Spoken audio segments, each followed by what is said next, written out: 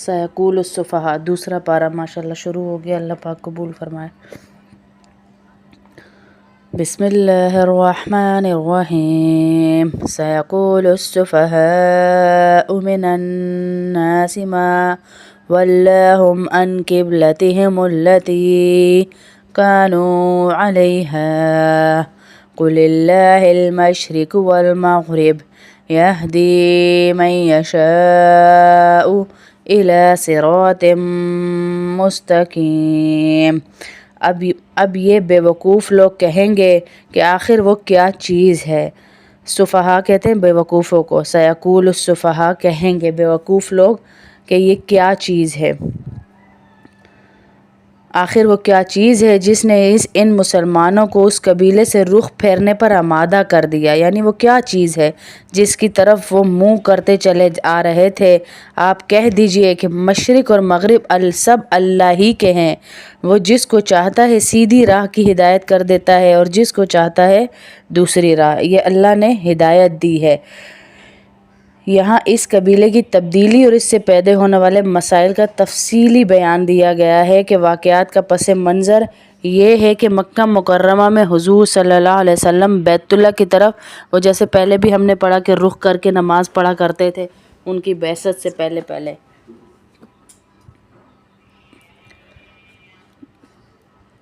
جب آپ مدینہ منورہ تشریف لائے تو آپ کو بیت المقدس کا رخ کرنے کا حکم دیا گیا، جس پر آپ تقریباً 17 مہینے تک عمل کرتے رہے۔ اس کے بعد دوبارہ بیت اللہ شریف کو قبلہ قرار دے دیا۔ تبدیلی کا یہ حکم اللہ کی طرف سے تھا۔ یہ آیت پیشن گوئی کر رہی ہے کہ یہودی اور عیسائی اس تبدیلی پر بڑے اعتراضات کریں گے، حالانکہ یہ حقیقت اللہ تعالیٰ پر ایمان رکھنے والے ہر شخص کے لیے کسی دلیل کی محتاج نہیں کہ قبلے کی کوئی خاص سمت مقرر کرنے کا مطلب ہرگز یہ نہیں، جیسے ہم نے پیچھے پڑھا کہ قبلہ ہی ہمارا سب کچھ ہو گیا۔ اللہ تعالیٰ قبلے کی سمت میں تشریف فرما رہے ہیں، یہ مقصد نہیں تھا کہ وہیں اللہ تعالیٰ بیٹھے ہیں اس لیے ہم اس طرف کر کے منہ نماز پڑھ رہے ہیں، وہ تو ہر سمت اور ہر جگہ موجود ہے۔ اللہ کہہ رہا ہے میں ہر جگہ موجود ہوں، مشرق مغرب شمال جنوب، یہ ساری جہتیں اسی لیے بنائی گئی ہیں کہ میں ہر جگہ موجود ہوں۔ البتہ چونکہ مصلحت کا تقاضا یہ ہے کہ اللہ کی عبادت کرتے وقت تمام مومنوں کے لیے کوئی ایک سمت مقرر کر دی جائے، اس لیے یہ سمت اللہ ہی اپنی حکمت سے کے تحت مقرر فرماتا ہے۔ اس کا یہ مطلب نہیں ہوتا کہ وہ سمت بذات خود مقدس یا مقصود ہے۔ جو کچھ تقدس کسی قبیلے یا اس کی سمت میں آتا ہے وہ اللہ تعالیٰ کے حکم کی وجہ سے آتا ہے، ورنہ کوئی قبیلہ کوئی سمت ہمارے لیے مقدس نہیں ہے سوائے اللہ کے حکم کے۔ چنانچہ وہ اپنی حکمت کے مطابق جب چاہے سمتوں کو بدل سکتا ہے، ہمیں سر خم تسلیم کر کے اس کی حکموں کو ماننا ہے۔ آخر میں سیدھی راہ کا جو ذکر ہے، اس سے مراد اسی حقیقت کا ادراک ہے کہ جو میری بات مان جاتا ہے اسے ہم سیدھی راہ پر چلاتے ہیں۔ وَكَذَلِكَ جَعَلْنَاكُمْ أُمَّةً وَسَطًا لِتَكُونُوا شُهَدَاءَ عَلَى النَّاسِ وَيَكُونَ الرَّسُولُ عَلَيْكُمْ شَهِيدًا وَمَا جَعَلْنَا الْقِبْلَةَ الَّتِي كُنْتَ عَلَيْهَا إِلَّا لِنَعْلَمَ مَن يَتَّبِعُ الرَّسُولَ ممن ينقلب على عقبيه وإن كانت لكبيرة إلا على الذين هدى الله۔ اور مسلمانوں، اسی طرح تو ہم نے تم کو ایک معتدل امت بنایا ہے تاکہ تم دوسرے لوگوں پر گواہ بنو، اور رسول تم پر گواہ ہے، اور جس قبیلے پر تم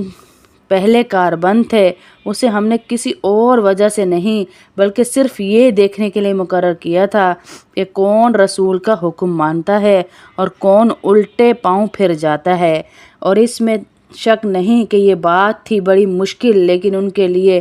ذرا بھی مشکل نہیں تھی جن کو اللہ نے ہدایت دے رکھی تھی۔ مشکل ہوتی ہے لیکن جو اللہ کے حکم ماننے والے ہیں وہ کہتے ہیں جیسے اللہ کی مرضی ویسے ہی ہم چلیں گے، ہم آگے نہیں چلیں گے اللہ سے زیادہ۔ यहाँ पर इसका हाशिया ये लिखा है 91 में कि मतलब ये कि पहले कुछ अरसे के लिए बैतुल मक़दस को किबला बनाने का जो हुक्म हमने दिया था, इसका मकसद ये इम्तिहान लेना था कि कौन कबीले असल हकीकत को समझकर अल्लाह के हुक्म की तामील करते हैं। इससे अल्लाह ने ये हकीकत खोलनी थी कि कौन अपने कबीलों को चढ़ाना चाहता है, बढ़ाना चाहता है, और कौन मेरे हुक्म के ताबे। अगर यहाँ कबीले की बात ना होती तो सारे ही एक हुक्म मान लेते। अल्लाह ने किबला तब्दील किया, भाई हमारे अल्लाह का हुक्म है, लेकिन इससे खुलकर वो लोग सामने आ गए जो किसी एक कबीले को बजाते खुद हमेशा के लिए मुक़द्दस मानकर अल्लाह के बजाय उसी की इबादत शुरू कर देते। किबले की तब्दीली से ये वाज़े करना मकसूद था कि इबादत बैतुल्लाह की नहीं, अल्लाह की करनी है, वरना इसमें और बुत परस्ती में क्या फ़र्क रह जाता कि बुत परस्ती में भी वो मिट्टी गारे के बनाए हुए बुतों की पूजा करते हैं और वहाँ पर हम इस तरह बनाए हुए उसकी, तो अल्लाह पाक कह रहे हैं इसमें फ़र्क क्या रह जाता। फ़र्क रखने के लिए हम आपको बता रहे हैं कि इन जगहों की कोई अहमियत नहीं, तक़द्दुस की ज़ात हमारी है। अगले जुमले में अल्लाह ताला ने ये भी वाज़े फरमा दिया कि जो लोग सदियों से बैतुल्लाह को किबला मानते चले आ रहे थे, उनके लिए अचानक बैतुल मक़दस की तरफ रुख मोड़ देना कोई आसान बात ना थी। कि अचानक इस हुक्म को मानना इतना आसान नहीं था, क्योंकि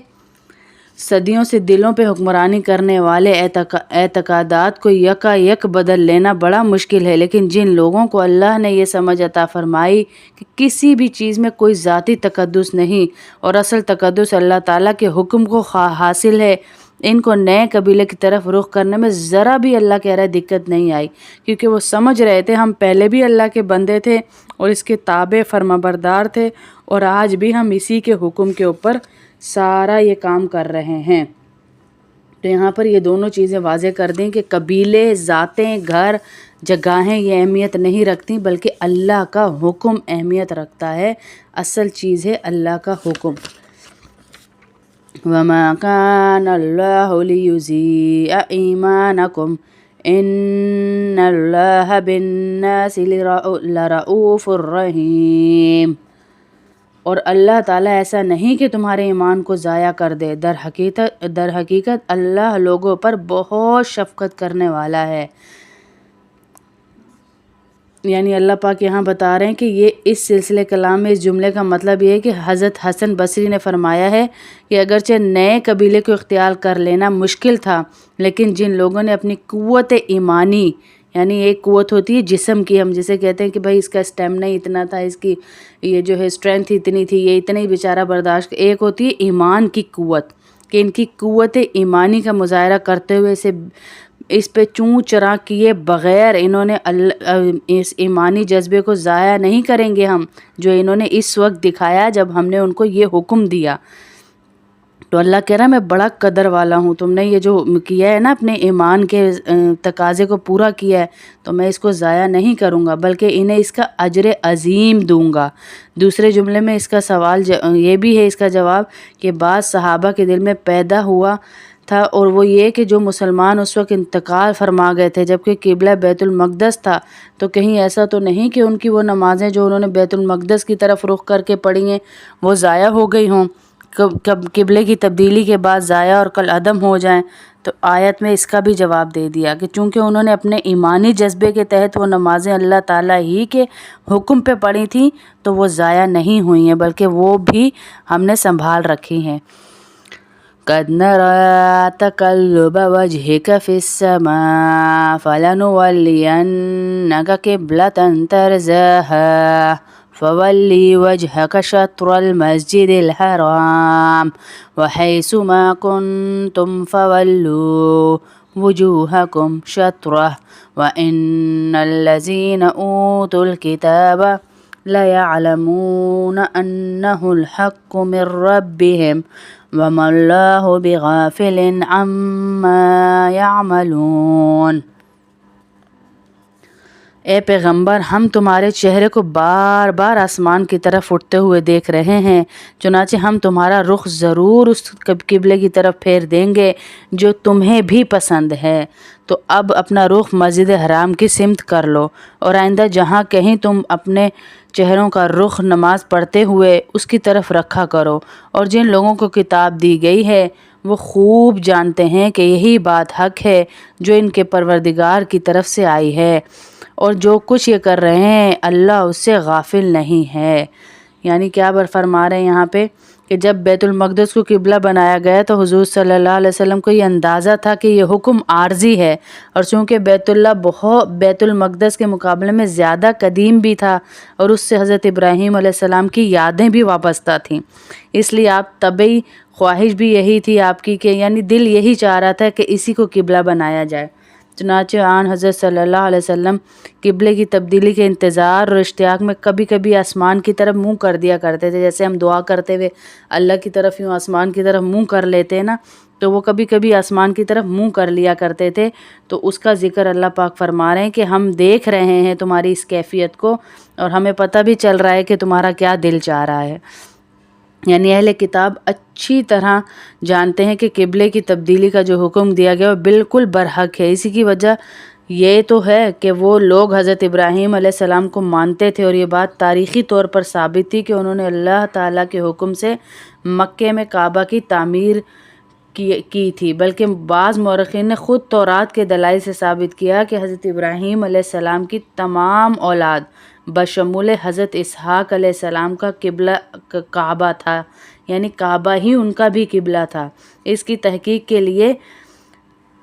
آگے بہت ساری آیتیں آئیں گی جس پہ انشاءاللہ ہم پڑھیں گے ان کے بارے میں۔ وَلَئِنْ أَتَيْتَ الَّذِينَ أُوتُوا الْكِتَابَ بِكُلِّ آيَةٍ مَا تَبِعُوا قِبْلَتَكَ وَمَا أَنْتَ بِتَابِعٍ قِبْلَتَهُمْ وَمَا بَعْضُهُمْ بِتَابِعٍ قِبْلَةَ بَعْضٍ وَلَئِنِ اتَّبَعْتَ أَهْوَاءَهُمْ مِن بَعْدِ مَا جَاءَكَ مِنَ الْعِلْمِ إِنَّكَ إِذًا لَّمِنَ الظَّالِمِينَ۔ اور جن لوگوں کو کتاب دی گئی تھی اگر تم ان کے پاس کچھ کہہ رہی ہیں آنٹی جی،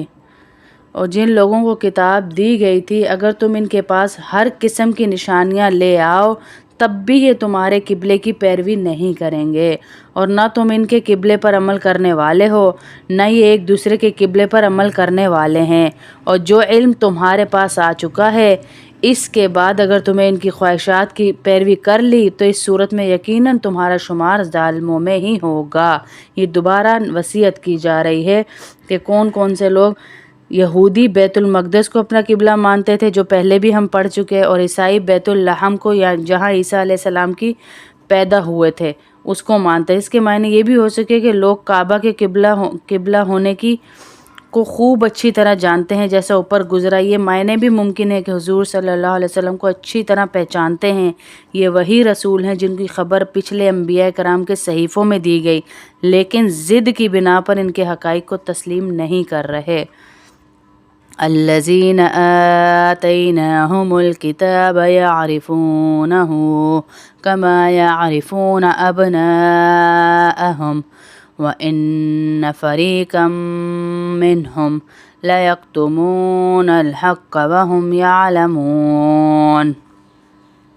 جن لوگوں کو ہم نے کتاب دی ہے وہ اس کو تو اچھی طرح پہچانتے ہیں جیسے اپنے بیٹوں کو پہچانتے ہیں، اور یقین جانو کہ ان میں سے کچھ لوگوں نے جان کر حق چھپا رکھا ہے۔ یعنی کس طرح جانتے ہیں؟ اس کے معنی یہ بھی ہو سکتے ہیں کہ یہ لوگ کعبے کے، وہی جو پہلے بات بتائی کہ جیسے کعبے کو پہلا قبلہ مانتے تھے اور دوسرا بیت المقدس کو، کبھی کوئی کہتا تھا ہمارا دوسرا ہے، کوئی کہتا تھا پہلا ہے، تو یہ لوگ اللہ پاک کہہ رہے جانتے سب کچھ ہیں لیکن اس پر عمل نہیں ہے ان کا، جو ان کا دل چاہ رہا ہے وہی کرتے جا رہے ہیں۔ الحق من ربک فلا تکونن من الممترین، اور حق وہی ہے، الحق من ربک، حق وہی ہے جو تمہارے پروردگار کی طرف سے آیا ہے، لہذا شک کرنے والوں میں ہرگز شامل نہ ہونا، کہ تم شک کرنے والوں میں شامل ہو جاؤ، ایسا نہ کرنا۔